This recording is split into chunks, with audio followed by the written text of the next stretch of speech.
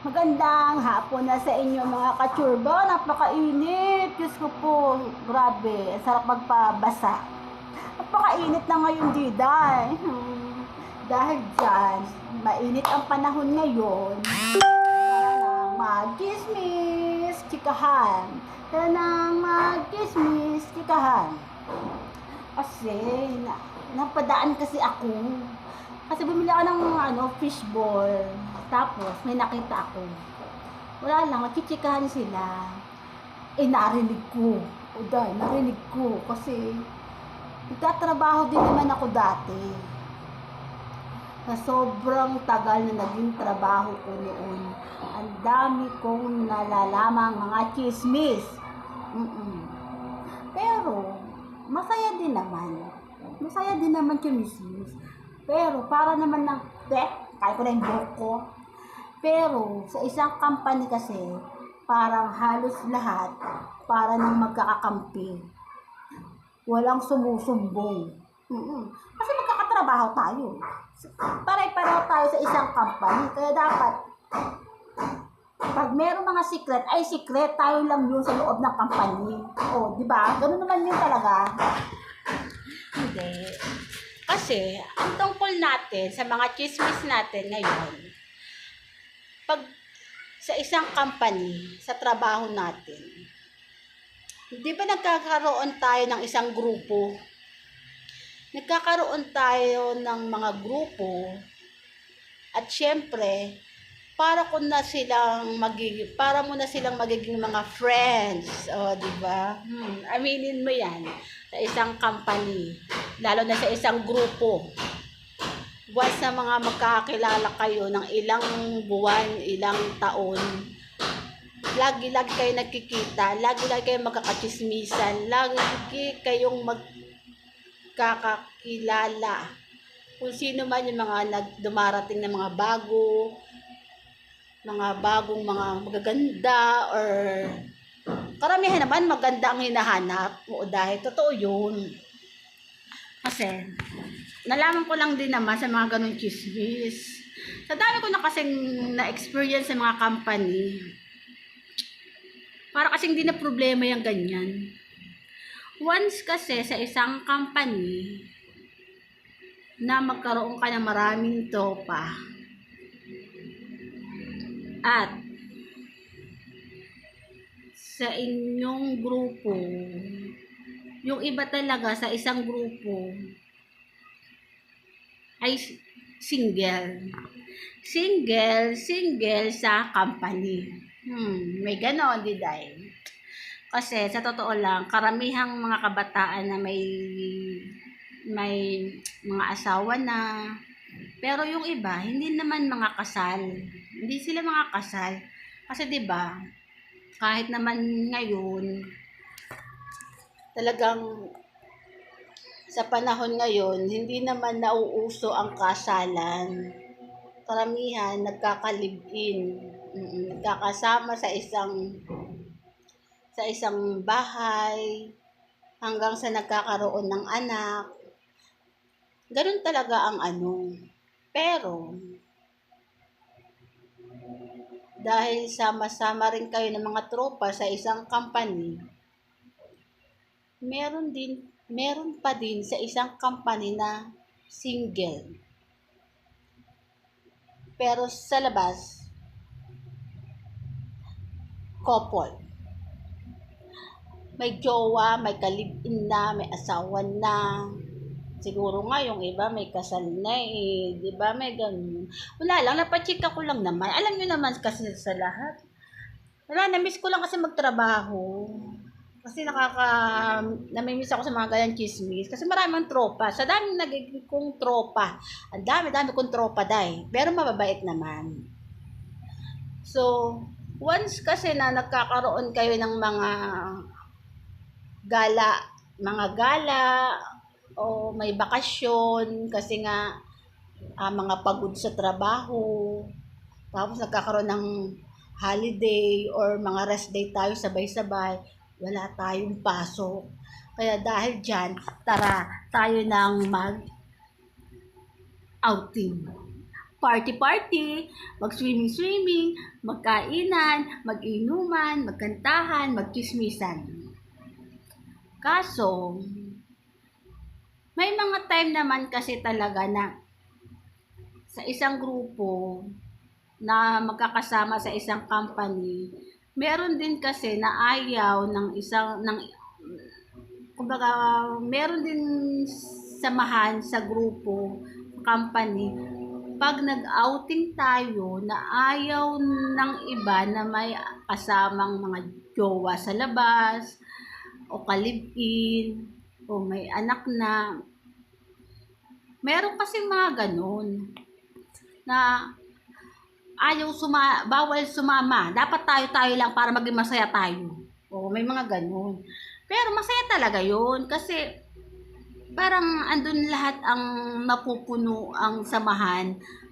Kaso, siyempre, may samahan din tayo sa isang sikretan. Kaso, may mga tropa din kasi na oo, nagsasalita din, kinakausap din, hanggang nagiinuman na kasi tayo, di ba? Kunya nagiinuman na tayo na papayo na tayo kasi mga lasing na, o papayo na tayo na, stop nyo na yung ganito, iwasan nyo na yung ganyan, mag-ingat ka na kasi mahirap nang magkaroon ng ibang pagkakamali sa isang karelasyon mo, nakalibin mo na may anak ka na. Especially kung maayos naman ang asawa mo or kalibin mo. Oo, nachismis ko lang naman. Kasi napadaan lang naman ako. Kasi syempre, sa dami na naging trabaho ko, experience ko na yung mga ganyan. May mga ganun talaga na mahirap din. May mga time kasi na yung ibang grupo naman na, wag na kayo magsama ng mga jowa-jowa. Basta tayo, ganun. Pero may mga time na kaisang grupo, meron pa rin nagkakajowaan. Dahil sa isang grupo, kahit alam ng bawat isa na meron tayong mga kalibin. Pero, hindi talaga naiiwasan yun dahil. Pero, pasalamat lang din kasi may mga nagiging parang tunay na kaibigan na papayo at papayuhin ka ng maayos. Oo, nag-enjoy sila sa mga nakakita nila, sa harap din mismo ng mga kaibigan nila. Pero sa huli din naman, papayo at papayo pa rin sila. Kasi para sa kanila masakit na rin yung loob na yan. Oo, pag ganyan ng mga tropa, parang masakit din sa damdamin yan. Kasi especially kung yung best friend mo may asawa din. Kasi mag-best friend kayo, tapos siya pa ang nakakarinig at nakakita ng mga kalokohan. Ang hirap kaya talaga ng ganun dahil. Kaya, ang pagiging tunay na kaibigan talaga, may mga time na talagang pinipilit talagang maayos. Na kumbaga wag mo nang antayan na malaman pa lahat ng tunay mong karelasyon o kalibin mo. Ang hirap kasi ng ganun, Day. Ang hirap talaga. Lalo na kung mabait naman yung kalibin mo or kaasawa mo. Ang hirap. Diba? Especially kung meron din naman mga anak. Ang hirap. Siguro kung kapag relasyon ka ng iba, mas maganda, makipag-iwalay ka na muna. Para walang problema. Kasi ikaw naman, kasi ang mga nakakasama mo rin kasi mga katropa at mga katrabaho, syempre na kumbaga, kahit na hindi mo pakinggan o hindi mo man kausapin yung ibang grupo mo, kumbaga, nai-stress pa rin sila. Kasi sila ay nasa harap ninyo. Na yung mga tropa mo ay nasa mismo rin sila, hawak-hawak mo ang iyong kalablab. Oo, mahirap talaga yung dahil. Kaya mas maganda, i-ano mo na lang. Kung hindi mo talaga kayang tiisin, pigilan, Suluhin mo na lang, Day. Mas maganda yung ganun. Kaysa naman, pati sa harap ng mga tropa mo, sinasama mo pa. Mahirap din, mahirap talaga. Yun lang. Kasi meron talaga akong naging kaibigan dati na talagang pinilit niya talaga sa tropa niya na pigilan mo na. Kasi siya mismo, may kalib-in din siya eh, yung isa. Mayroon din siyang kalib-in, pero never niyang ginagawa ang mga pagkakamali sa kanyang kalib-in. Kasi mahal niya yung kalib-in niya, lalo na't meron siyang anak. 'Di ba? Yun lang. Para ang kung isa kang tropa o kaibigan, kailangan talaga mas maganda pa rin makialam. Kasi magkakasama ka sa isang grupo, sa isang tropa, magkakasama kayo. Kung ang isa sa inyo may kasama rin naman kalablab na iba, 'di ba? Wag na lang.